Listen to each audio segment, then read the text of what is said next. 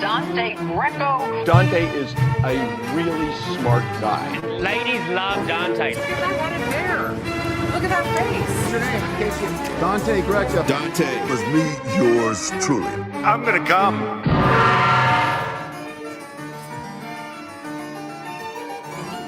What's up, everybody? Welcome to the Dante Greco Show. How do I turn this off? It's Monday. I'm joined once again by Jeremy Scippio. He's the funniest comedian in America. Oh, well. He just got a $40 million Netflix deal. And speaking into existence, he's here to talk about it. How'd you get that deal? Oh, man, if I tell you I had to kill you, man. There you go. Please. Why not? Oh, man. What have you been up to? Oh, man, nothing much. Before I start, I'd like to just say congratulations in order for you. I don't know if you want to talk about it, but you I proposed recently. Got engaged. I proposed and it was accepted. Yeah. Yeah, man. We're currently in the same position right now. Oh yeah. And, it's been a year, so you okay, so you are engaged. I'm engaged currently, yeah. How did it go? How stressful was it to think of something good to do for the proposal? We were already going on a trip to Cancun. So for me, I was looking for just the right setting. And I was thinking like waterfalls and stuff, trying to come up with something. But I saw that they had these glass boat rides. Uh-huh. So I just went with that one.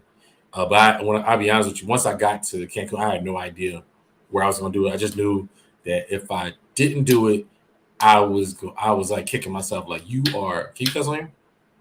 Yeah. Sure. Oh, I was thinking like, man, if I don't do it, I'm a bitch. Straight up. Right. So I was like, if I come back from Cancun without giving this girl this ring, then I'm a piece of crap. All right. And once I got the clear boat ride, I decided to do it there. Love it. Yep. Love it. Yep. So, okay. What about you? I assume she said yes. It was lucky for me. It was her birthday weekend. I was able to convince her to just get dressed up, and we went to go get dinner. And I was like, "Oh, let's stop off here and take some pictures at sunset. You look so beautiful." And then I had a guy there with a camera waiting. He took pictures. It was great, fantastic. Glad I did it. It did it somewhere meaningful for us in the Palisades, because we like to go there a lot. And so it was fantastic. Speaking of the Palisades, I was there this weekend. I was at the Genesis Invitational. I got to see Tiger Woods play up close. Are you a golf fan at all? I wouldn't say a golf fan, but my first job was a caddy, and I did that for years. Let me see, from 13 to like 17, I was a caddy, so I'm very familiar with golf. I followed Tiger Woods' career up until that point. Everybody, being a black guy on a golf course, they'd be like, "Are you gonna be the next Tiger Woods?" And I'm like, this is a job, man. But that's still an honor, though. That's still an honor. Yeah, it was cool. I never cared about golf before, but Drop it, Tiger! Got to see Tiger. Got to see Tiger miss a putt up close. That's like way more exciting than like it seems like on TV. Yeah, it was fun. Honestly, the lifestyle, walking around the golf course was fantastic. I felt rich. So it was cool. God, I'm fucking around with the layouts. That's all good. Yeah. Yeah, it was an interesting experience, and now I'd like to play golf, but my fiance doesn't want me to because she thinks it takes too much time away. So, man, all the big deals. You want to know how I got that $400 million Netflix deal? A golf course was involved. That's what I'm saying. What am I gonna do? Go say, hey, you want to get a drink to some successful businessman? No, you got to get on the course. Yeah. So, let's get into the news. It's enough about us. Nobody cares. Let's go. First of all, Alec Baldwin is lucked out because they dropped what is called the gun enhancement charge against Mr. Baldwin. Oh. That would have meant that he had to have been brandishing the weapon in a way that was threatening or intimidating. And that was the thing that was going to get him a minimum of 5 years in prison. That's now been dropped because he wasn't brandishing it in an intimidating way. It was an accident. Right. So now they're saying even if he gets convicted of the other charges, he may face no jail time. He could get like a small amount or even probation. How do you feel? Is this a miscarriage of justice? Did you want to see Baldwin go down? Did you want to see his family destroyed and all of his kids orphaned, possibly? Look, man, you're not gonna get me to get sympathy for Alec Baldwin, but I understand the complexity of the situation, and I understand how important for all of us the justice system, the process, how important it is. This is what it's made for. Specifically, these type of scenarios, not the cut and dry ones, the ones where we need a jury of our peers to come to a conclusion. You know what I'm saying? Alec Baldwin, I'd say what bothers me is his confidence in this whole thing, because he has the confidence of a protected man who knows nothing's going to happen to him, and that's more scary than the trial. It seems like he's protected. He's a Baldwin. Well, that's what was shocking, was that he was even facing a charge with a minimum of 5 years to begin with. I didn't think it would ever get to this point. No, you gotta make it dramatic. But I wish he would play along, because it shows that that nepotism is the real victor in all scenarios. Yeah. And it sounds like, I don't know, it could be money involved as well. Yeah. Well, apparently, I mean, in this case, the DA just it seems like they overcharged him. They picked something that wasn't even a law until 7 months after the shooting had occurred. Oh, really? Oh, that's funny. So they were trying too hard to go for it. I never really thought he would be put in jail. Like, you can't put Alec Baldwin in jail for an accident that happens on a movie set. I've decided. I've been thinking about this a lot. Like, the industry, you work in the industry. Yeah. The industry is like would be up in arms, because a lot of people hate Alec Baldwin, but at the same time, Keanu Reeves, all these people that make these action movies with guns, they've got to be watching this case very closely, because that could be their life on the line next. Yeah, but it's kind of like the same way I feel about the R. Kelly situation, because Alec Baldwin's obviously R. Kelly. No, I'm kidding. Yeah. But in a sense of, we sit here and blame the biggest target, but it's really about the process that went into it, like the people around him. Obviously this is prop. I've worked in the art department before, so I understand. But just props and how the handling of props on set. I think it's something that we need to bring attention to regardless. Like, we shouldn't be laid back about weapons being on set ever. Like, and then they already have strict things in place, but when people aren't doing their job to the fullest, mistakes happen. And I will say that this is a mistake. I will say that. And I say that the reason why I brought the R. Kelly thing is because of the, the people around him, the mistakes of the people around him allowed whatever happened with him to continue on for so long. Oh, you're talking about all the R. Kelly's yes men and people around him allowed him to keep doing teenagers. Yeah. But then my point is that like, let's bring more attention. I play Alec Baldwin shouldn't be the only one tried. Because if someone holds you a loaded weapon and say pointing at this camera, and you shoot through the camera, that could be what's the term? I'm lost on reading my stuff, but I remember watching Chucky. This is a funny reference. Chucky 3, Child's Play 3. Sure. And R. Kelly, Child's Play. What's with you today? I love references. Child's Play 3. They were on his. They were in like some type of like boys camp, and they were playing like paintball, right? But the weapons were real. I don't think this is possible in real life, but he changed the paint balls into like actual bullets. Oh, so when the kids were shooting each other, they were shooting live rounds at their friends. Right. You know what I'm saying? That's Chucky doing that.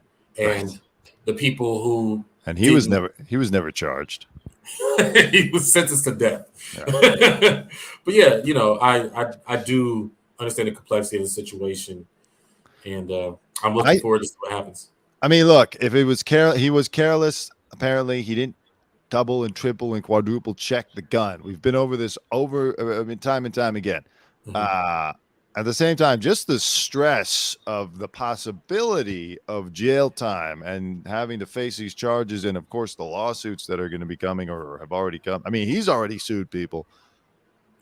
He's going to come out. You know how like a president ages rapidly and once they're in office, like he's going to come out looking like that. He's going to come out looking 85 years old when this is all said and done.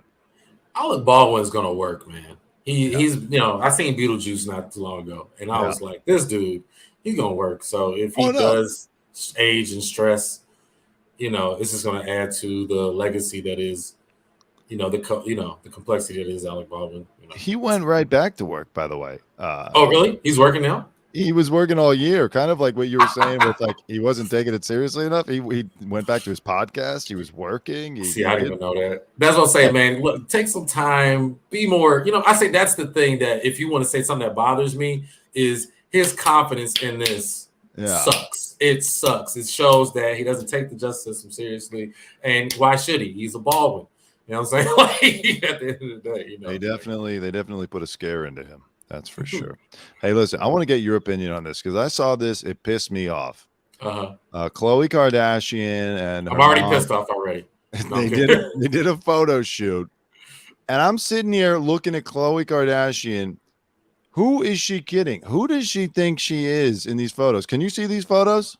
Yeah, that's man. Oh, she thinks she's Tyra Banks or she's Beyonce. Yes, like what the fuck is?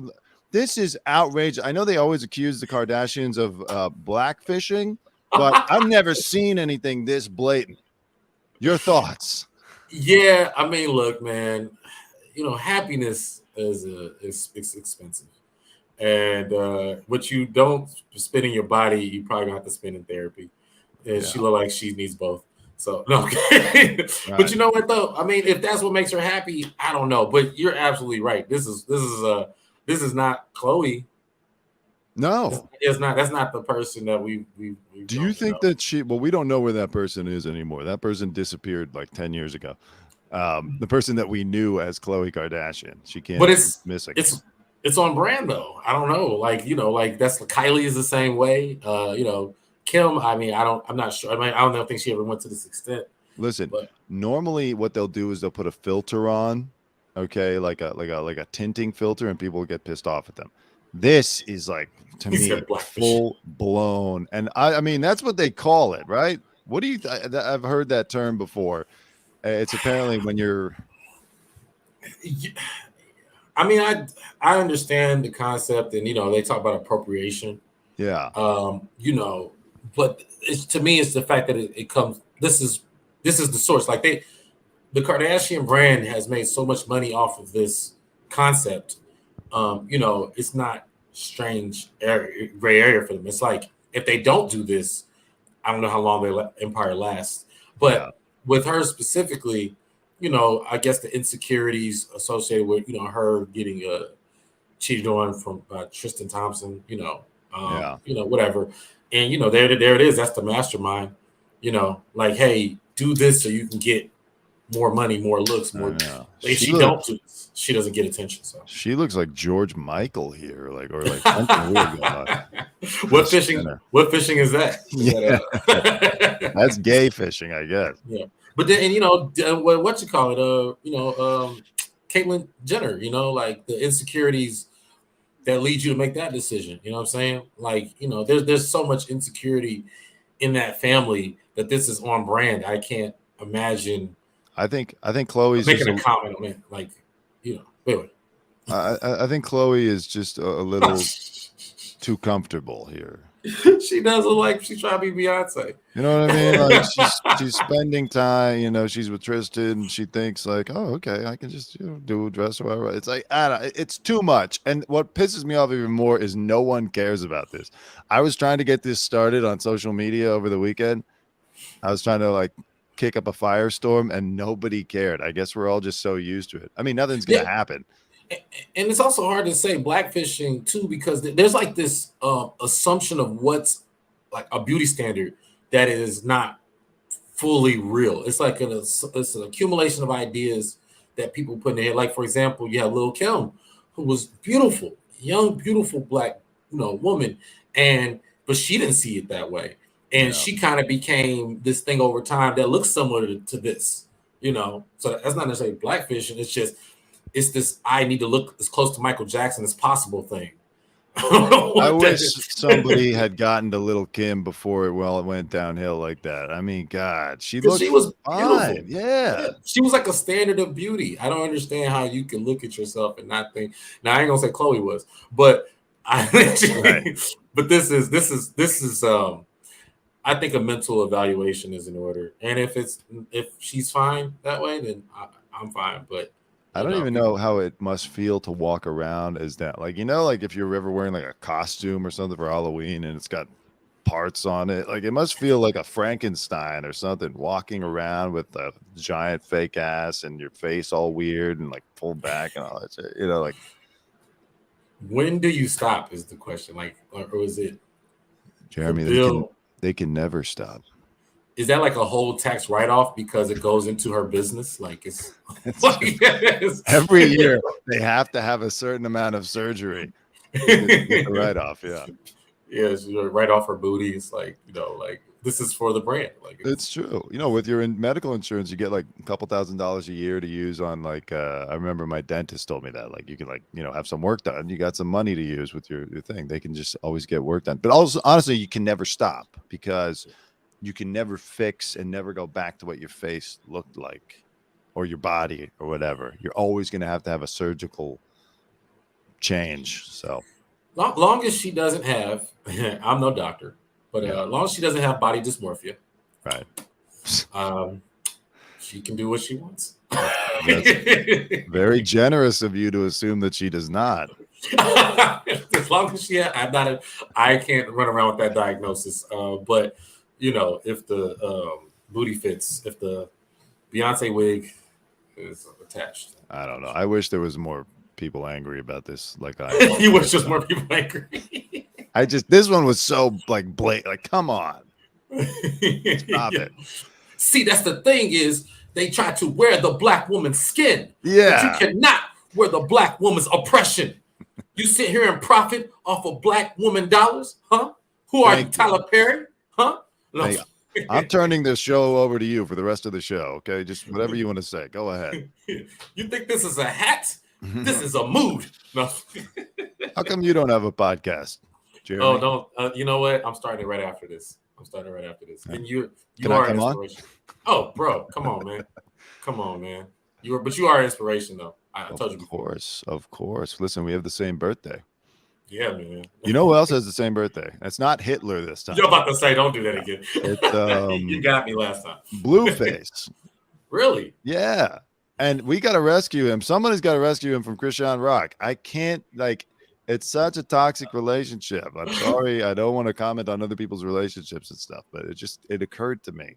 The poor guy has to be broken out like he's in a cult. Yeah, man. You know, they are redefining toxic relationships because it's like they should have a show called "You Think You're in a Toxic Relationship." Right. It's like yeah, like, you know, he hits her, but she's like, but I can take a punch. It's like, right. Well, okay.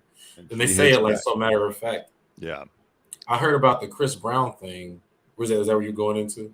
Yeah. They where Blueface responded, or Chris Brown was like, why is everybody mad at me for something I did 17 years ago, but they'll watch Blueface and Krishan beat each other up and tune in and love it. Chris, please shut the fuck up. Bro, just don't talk, dog. You are talented. Chris Brown, had the Rihanna incident not happen, I really think he would be 3 times as more famous, and, you know, on his pedestal. But you know, whatever. He's gotten by and is getting by. When you get away with something like that, you know, just shut up. Right. Don't drag other people down with you. Right. Yeah, man. Don't bring it up either to remind people. Yeah, man. Yeah. Well, anyways, just as an aside, I was thinking that, hey, are you, Jeremy Scippio, comedian, are you going to pay for Meta premium, so you can get a blue check mark. Do you have one? Nah, man. Oh, yeah. I really believe I could have gotten one.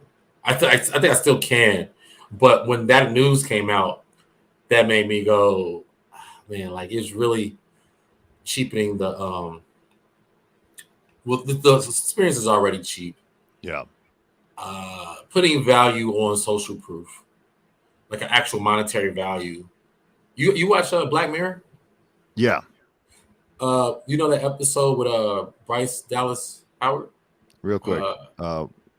That's what Khloe Kardashian looks into. I don't know if that joke works. No. Okay. yo, you definitely could write. Thank you. Sure, you could write. Okay, I'm sorry. What were you saying? It was a good joke. I'm not lying. That's funny. I'm going to steal it. But a Black Mirror, that episode with I forgot what it's called, but basically her was virtually considered an Instagram account, and your followers, it's basically like your credit score too. Oh yeah. And certain things you can do in society, a certain place you can't even go into unless your credit, your following, your credit score, your social media score is high enough, and because basically it created like this fake reality where people were basically being overly nice to each other. They had to say certain things, and if you didn't, people could rate you and your score would drop. Mm-hmm. Your actual value, the amount of money you had, your social proof, who you were, valued based upon every micro transaction. I think something like this, like verification, which means you get priority on who sees your social media. This is the beginning of that, to where if you don't have any social standing, if you don't have the first class seats on the ride that is social media, you may cease to exist. You might not be able to buy certain things or go in certain places in our society. So I'm not in favor of this at all. They say, by the way, that's already happening in China. I've tried to look for, some clear evidence of how that all works in terms of like you can't get on a plane if your social credit score drops, or you can't, take out money from the bank or whatever. I want to see some more clear evidence of that. But I agree with you. I don't like what this is a harbinger of. However, I got to admit, I love it because I pay for the Twitter Blue. I'm a news site and a professional podcast. So I needed that, and it looks way better than just me tweeting stuff out. The blue checkmark still holds some power. And even when I see other people tweeting out with the blue checkmark, I give it a little bit more respect. Now, sometimes I'll click on the profile and I'll be like, oh my God, this is just a guy. It's just some guy that's paying for Twitter Blue. He's not really anybody to listen to, but it helps, definitely. And so I like it. And honestly, I will be getting the check mark, at least for Instagram, from that. I will pay for it. Well, what happens when majority of the people have the blue check mark? Well, listen. It'll look it honestly, it just looks better. Whether the majority of people do or don't have the blue check mark, it looks better. I can't deny it looks more legitimate. And especially for me, I'm so pissed off because for years at TMZ, I was I have a press pass. I'm a card carrying member of the media. Legitimate media job.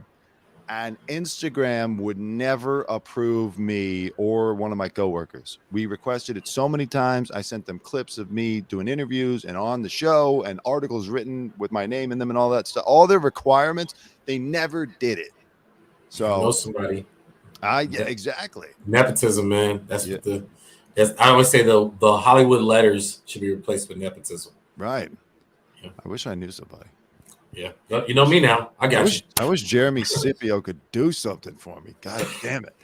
No, I know some people, but I literally have this rebel in me where I'm just like, I'm gonna do it legitimately, and then Jeremy, it's not gonna happen. They're no longer going to. That's the thing now. Unless you like huge, unless that $40 million Netflix deal was real, they're not going to just give it to you anymore. I think that the way it's going, and you see with Elon Musk now, like everything is weighted to prioritize Twitter Blue subscribers. You know, they're not going to just be like, yeah, sure, we'll verify you. You're a real person now. Like the whole system is in flux. You're going to have to pay for it. Just spring for the $12, at least for a few months. See how you like it. See how it feels to have that blue check mark next to Jeremy Comedy on Instagram.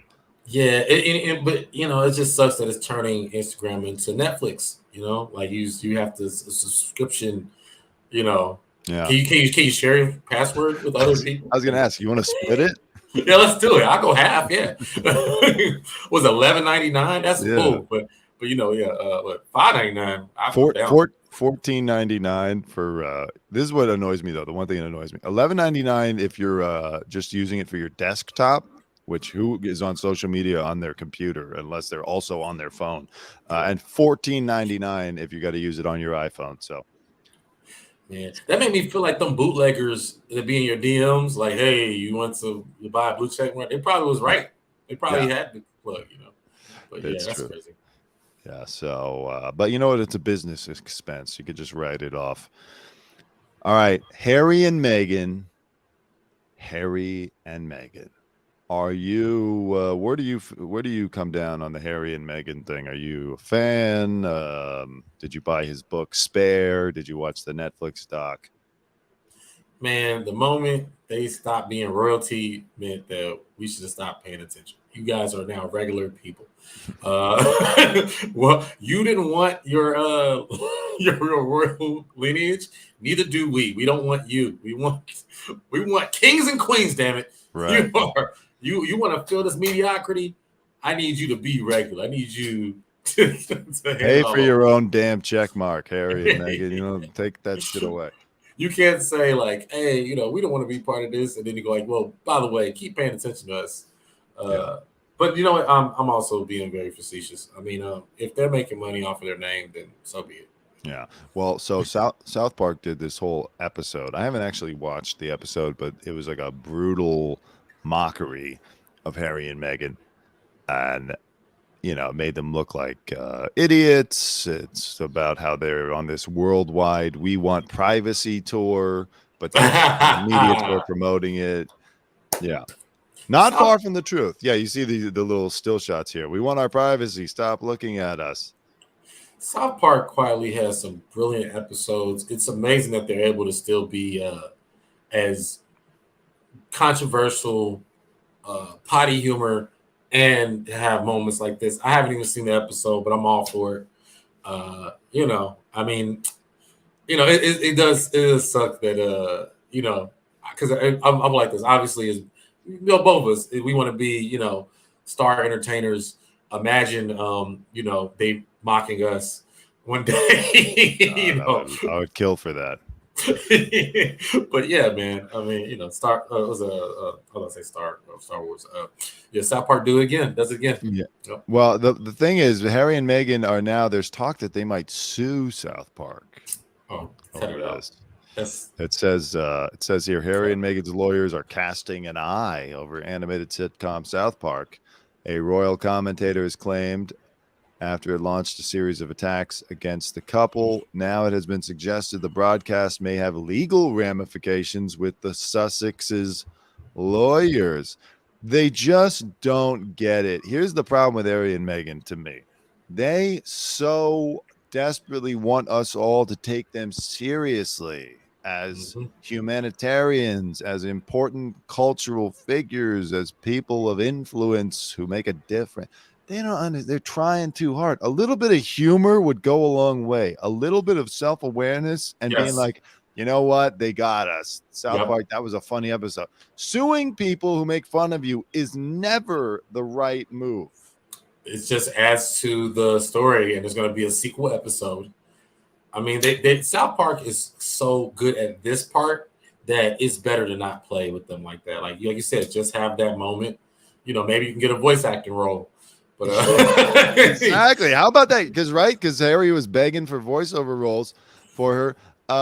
Yeah, how about all the guys from South Park? You know what? We're gonna come in. We're gonna do a follow-up episode. We'll join. I'm like, hey, if you really want, I need work, man. If you want somebody to play me, I can play me better than that person.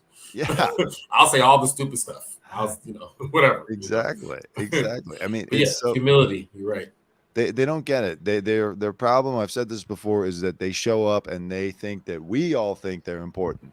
And then when we are just like, not really a big deal. You're not in line to be the king, and you're not part of the royal family anymore, like you said. And you might do some nice charity work here and there, but it's too much of like showing up and like looking at all of us like, well, are you going to applaud? If you're not royal, then you have to be talented. If you're not talented, you have to shut up and get in the back of the line. That's just how we do. That's how we do here.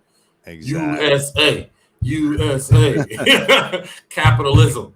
That's something that Meghan didn't realize when she went over there. And look, she put up with a lot of shit from the British media. They were not kind to her, of course, but she thought that I think she thought everyone was just going to be like, oh well, she's a duchess, so we have to respect her. Like, no, you still got to win the people over. They're not going to just like you just because of your title anymore. Yeah, I think everybody wants the cake and eat it too. You know what I'm saying? Like you really want the best of both worlds. But you deal with the hand. You play with the hand that you're dealt with. So like I said, if they want to make money off of their name, that's fine.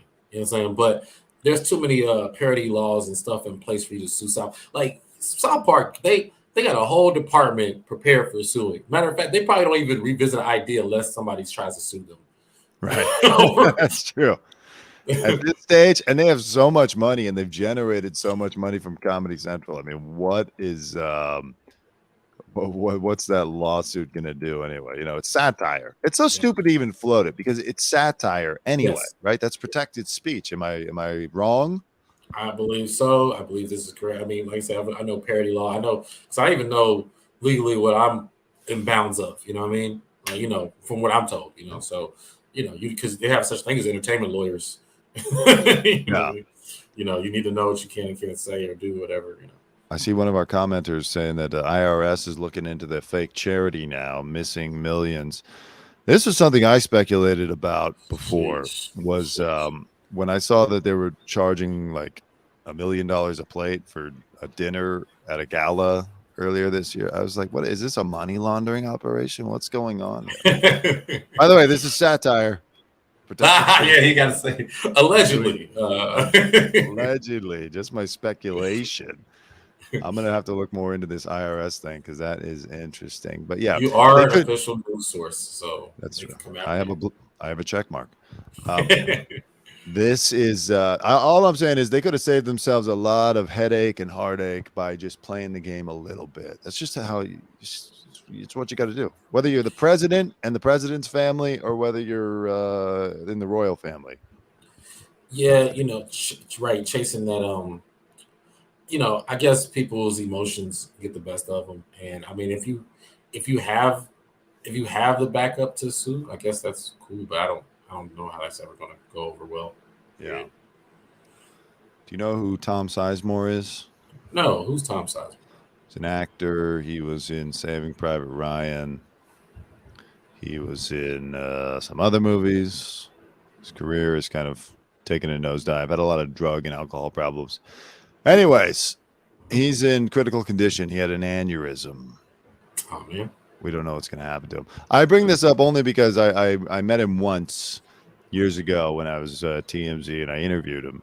Mm-hmm. And then after the interview, I was kind of hanging out with him and talking to him. I was just like being friendly and stuff. And then he turns to me and he goes, are you gay?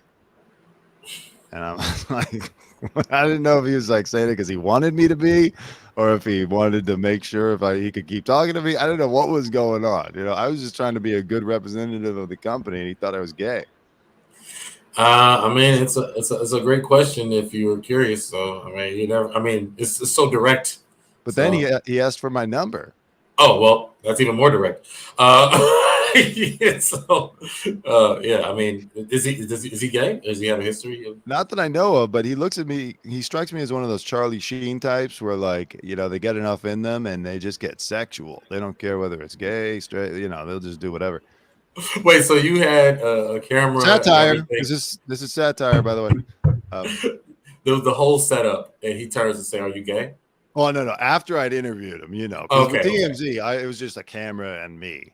Well, that's what I'm saying. Like, if he said it into the camera, then that's right. You're like, "Hey, it's Sizemore, nice to meet you." Like, yeah, are you gay? Yeah. I gave him my number, and then for like weeks afterward, I was like, "Why did I do that?" Tom Sizemore is like a drug maniac, like out of control guy. He's always in and out of trouble. I don't need Tom Sizemore calling me. Did he reach out to you? He never did, as far as I can tell. Okay. I mean, but anyway. Yeah. Sorry to hear that. I mean, hope he gets better. Hope he pulls through. Yeah.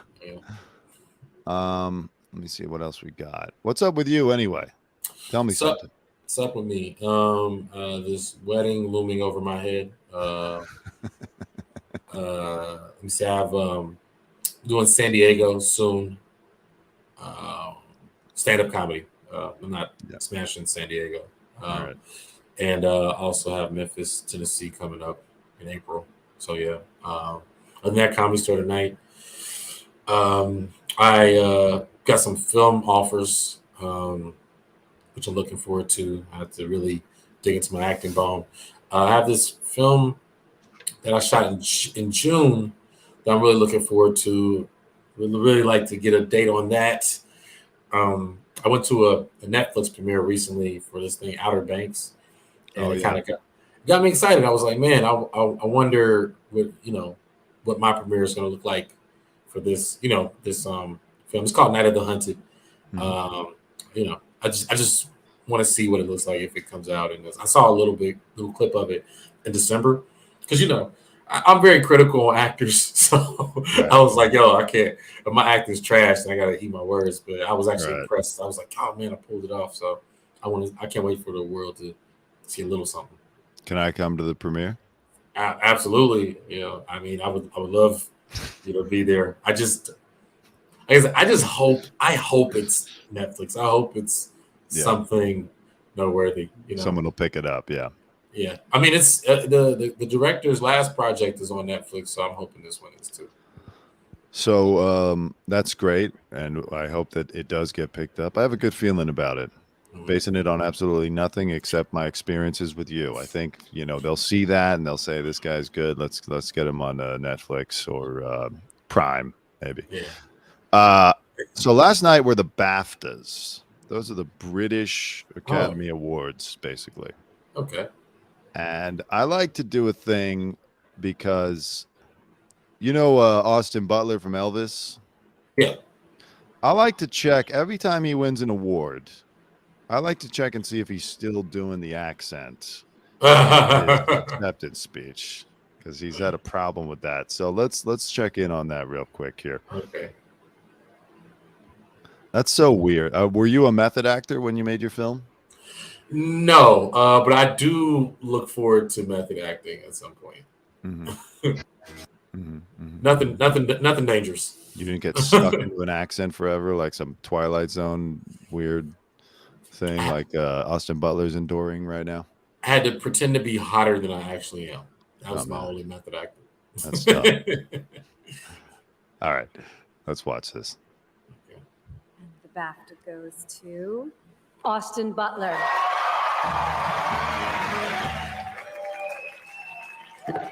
Wow, this is truly extraordinary.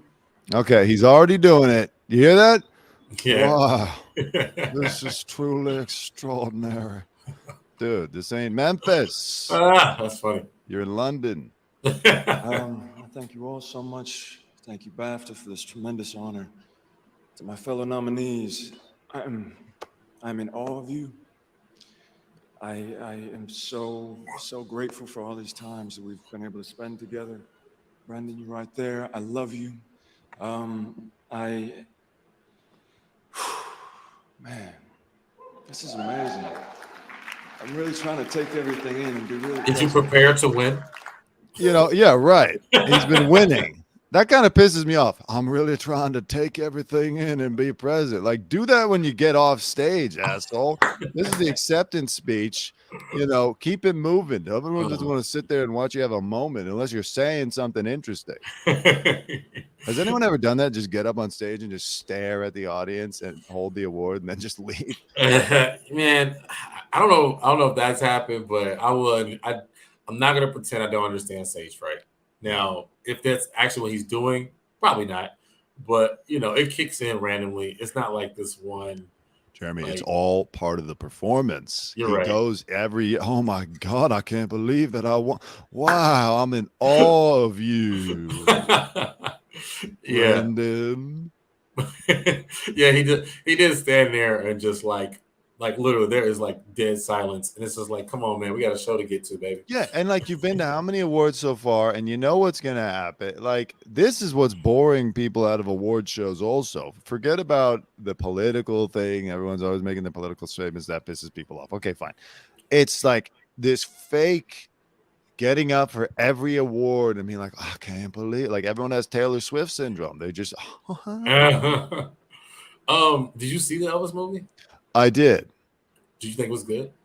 I enjoyed it. It was it kept moving, it was flashy. It was very synthetic in a way, but like I can't say I didn't enjoy it. What'd you think? I haven't seen it yet. I'm not gonna lie. Okay, well, listen. As I said, the trailers didn't move me. No, yeah. I mean, it's a particular type of movie. Tom Hanks is the real, I don't want to say issue because I liked it. I liked how over the top he was, but like the real guy that Tom Hanks was playing, Colonel Tom Parker, if you ever watched an interview with him, he just kind of has a fake accent, even though he was Dutch or something. But Tom Hanks in the movie sounds like Pope Benedict or something. And he just keeps going, he's white. He's white. So. Well, I'm pretty sure they knew they had to hit that political note, or that movie was not gonna sell. Yeah, no. You can't avoid that in these times. There are so many calculations that go into making a movie these days. But I did like Bohemian Rhapsody more than I expected to. So I hope to have a similar experience with this. I don't want to be disappointed. That one I didn't see. That one everyone was talking about the fake teeth. Yeah. It was when people play up your attributes and you be like, man, is that really I know. I mean, it was there, but it wasn't like, yeah, I agree with that. That was a lot. Thank God Freddie Mercury was dead. He might have been very vain. Been like, it's not what I look like, actually. Let's just see if he's got any more funny moments of speaking. I've got so many people I want to thank. All right, come on. And I want to thank Doug Wald and Alex and Katie. He used to tell me every day, he'd say, it's going to be every day. 19 to 42 years old. And of course, they must not televise this award show. He's been up there a long time, and we don't like that's way too long. Okay, so the real reason what were you gonna say? Well, Dante, I didn't expect for you to interview me today. It was such an honor from the bottom of my heart. I don't know. I just want to thank God and my mother. I just want to take a moment to take your thanks in. Wow. I just want to be present while you thank me for having all that stuff. Oh my God. It's extraordinary. The real reason I brought up the BAFTAs was also this woman, Ariana Debose. She did the intro number, I guess, and like Twitter hates her now. It's weird because to me this seems like it would be right up Twitter's alley, but they don't like it. She was in West Side Story. She won an Oscar for that, I believe. Okay. And now she was hosting the BAFTAs or performing, doing the opening number, where they name check every celebrity, and apparently people online hate it. So let's take a look at that. The category is outstanding debut. Charlotte Wells, we love After Sun. Georgia Haley, Fuji's the one. Elena, Maya, the teamwork's grand. Good luck to you, Katie friend. Electric Holiday, Marie, girl, what a slay. Sandy Powell without fellowship. Coldstream Queen, can you fix this sip? All the ladies in the room, supporting and leading, all here I presume. Hong Chow, Dolly D.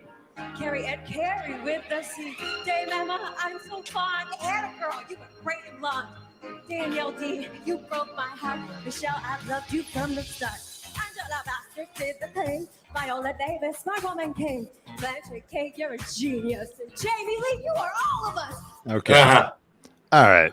I think I see what the problem is. Maybe. I mean, this is my problem. This like positivity thing of like, you were great and you were great. Like the award shows are supposed to be a little bit of a roast, aren't they? I think traditionally going back to, the whole Dean Martin and, Sinatra stuff, I think those are just traditions that were born from that. And I think that's what we like, this is the wrong crowd for this. And it's because I'll be honest with you, let's be real. Look at that room. And where was this film, by the way? This is in I'm assuming London. London. The British Academy Awards. So they have no rhythm. They don't like you see me, I don't like this crap, but I immediately just start doing this naturally. You're playing, what I'm saying? These people are stiff, they're like, so yeah, that was just a bad call. I mean, like I always have this saying, like, you can't bomb at church. That's just a bad church. You know what I'm saying? Like, so, y'all supposed to, if that was a child, they would have did a little something. Right. You know what I'm saying? Or not. And that would have been even funnier. Everyone's sitting there like, okay, this is pleasant, I guess. Someone's saying it's too upbeat and it's serious there. And she's out of breath a lot. Well, that's true, too. I mean, she didn't. Well, it's clearly not her talent. Yeah.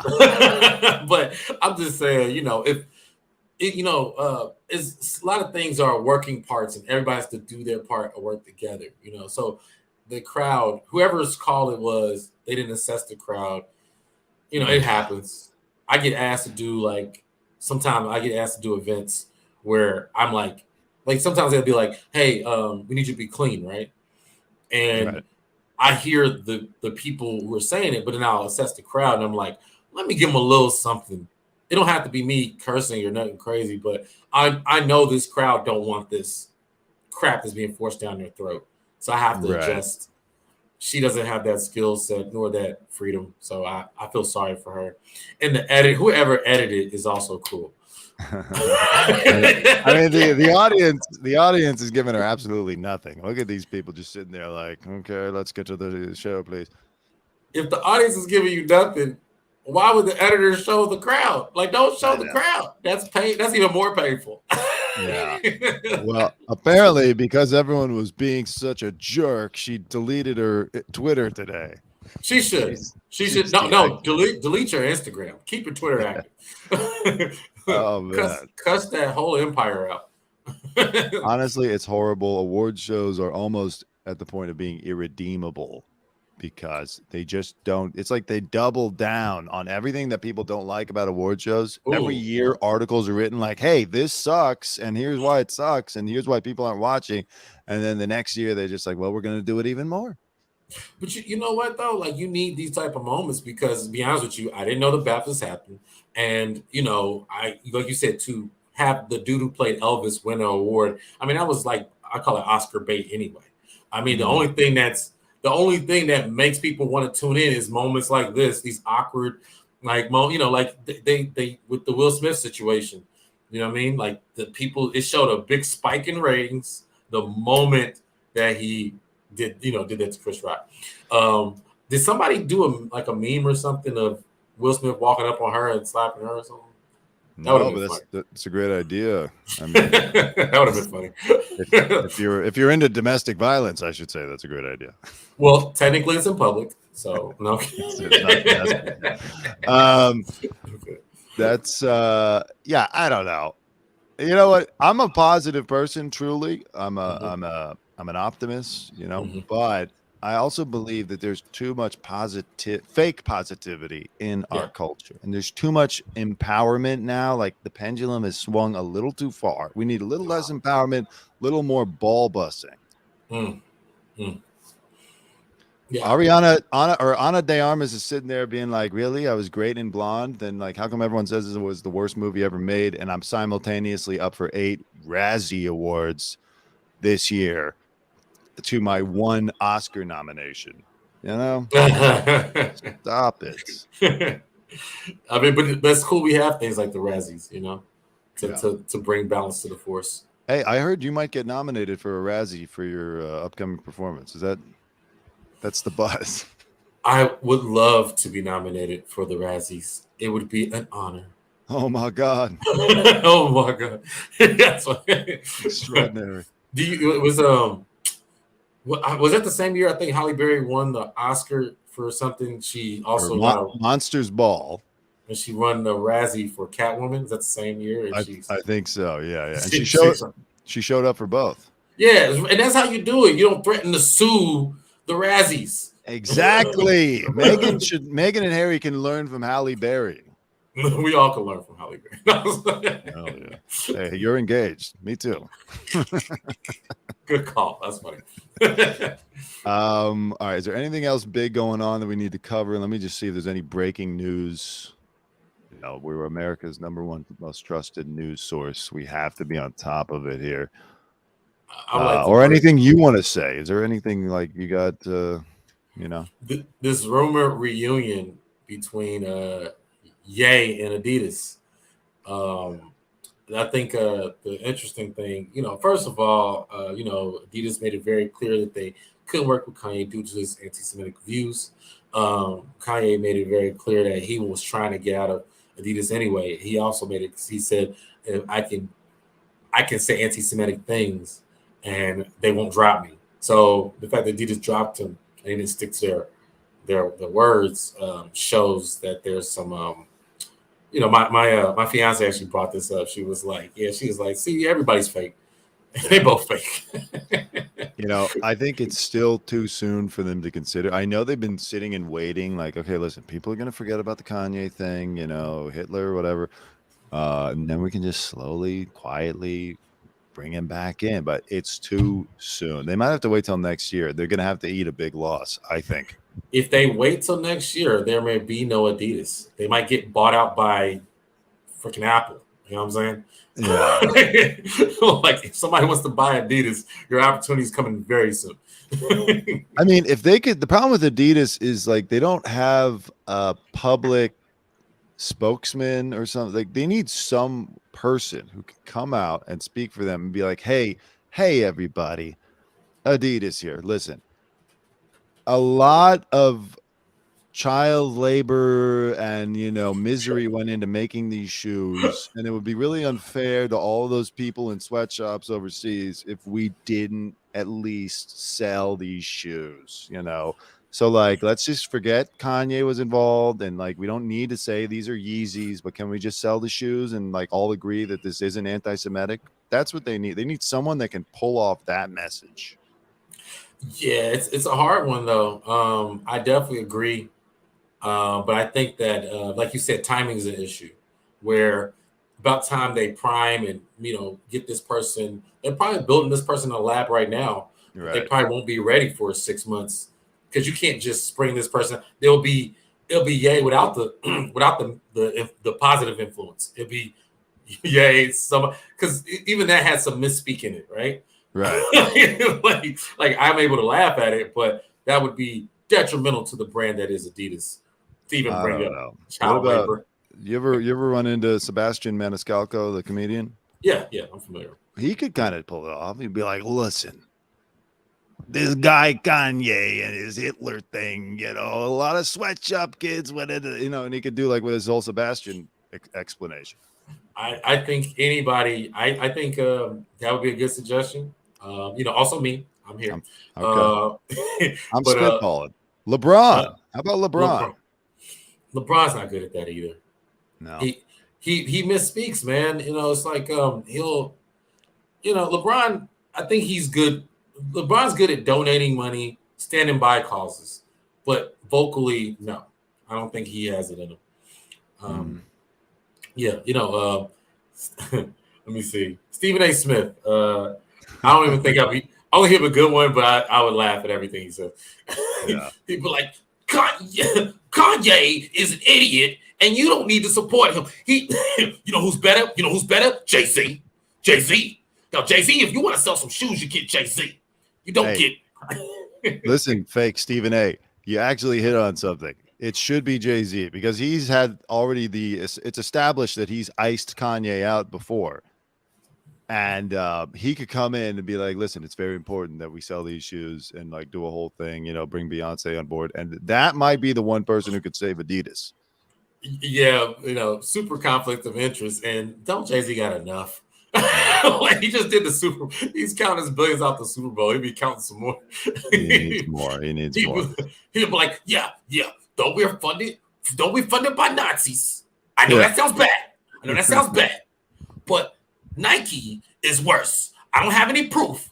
It's just a feeling that it's the worst. Don't do it. They're terrible. They're terrible. Well, that's good. All right, Charles Barkley, he could do it. He's got the key. Charles Barkley, but he's an idiot. It's a shoe.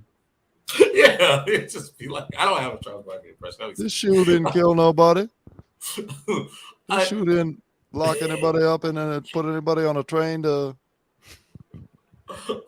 Charles Barkley, that's actually pretty good. Yeah. Oh man, that's pretty good. Well, Jeremy Scippio, where can people find you in public? In public, what's your address? I know, right? Hey, man, it's crazy. People have been recognizing me. I do like a walk, a walk around my neighborhood. I don't wear a hoodie because that hasn't worked out for people like me in the past. But I walk around my neighborhood, full view, no athletic gear.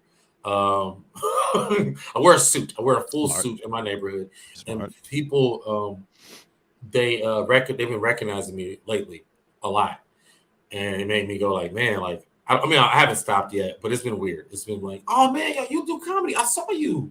Oh, so I guess that's kind of a good thing. But 9 times out of 10, you can catch me at the Comedy Store throughout the week. I'm performing there tonight, which is a Monday. 2 rooms, the original room and the belly room. Also, let me see. Thursday, you can catch me at the Ice House. That's the 23rd. Yeah, February 23rd. The Ice House is reopening. I think it reopened last weekend. Bill Burr did last week. But yeah, I'm doing it this week. Ice House in Pasadena, legendary comedy club, one of the oldest comedy clubs, one of the first comedy clubs in the entire world, is reopening, and I heard it looks fantastic. So come check me out there. Yeah, 8 o'clock Thursday, February 23rd. All right, I'm gonna come to one of these shows soon. I got to get back out there. It's been a while. Yeah, man. You have to. Jeremy Scippio, I think I can't thank you enough. Follow him at Jeremy Comedy. Look for the guy without a blue check mark. That's Jeremy. And we're going halvesies, man. That's right. Dante Comedy. Hey, see if it's available. There is some Dante guy, I think, who has a Dante Comedy. I don't know if you ever run into him. He's a bald guy, and he's got he's like a comedy manager or something. It pisses me off. Yeah. I know Dante. That's funny. You know him personally? Yeah, I've done his show. I don't know if he still does it, but yeah. He's a nice guy. He's a cool guy.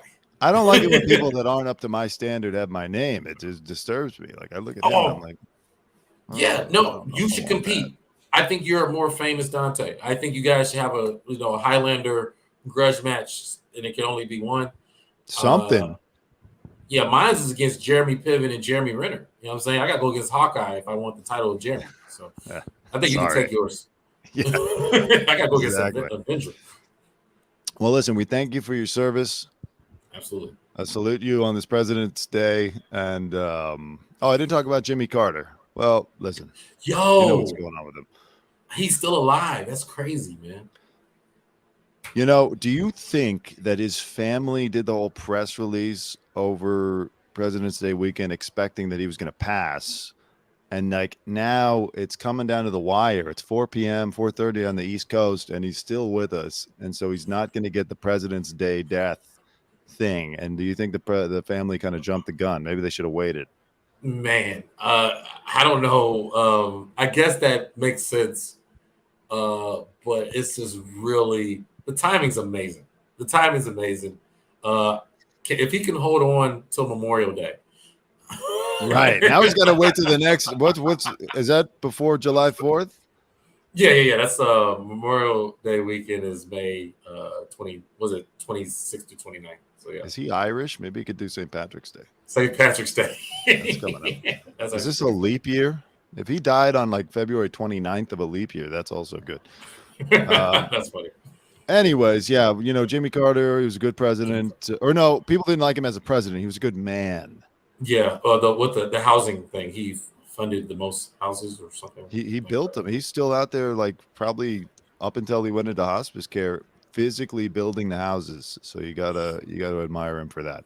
Yeah, I give him credit for not being a showboating president. We don't, that's a rare thing. I think every president going forward is going to showboat and go over the things that they're doing.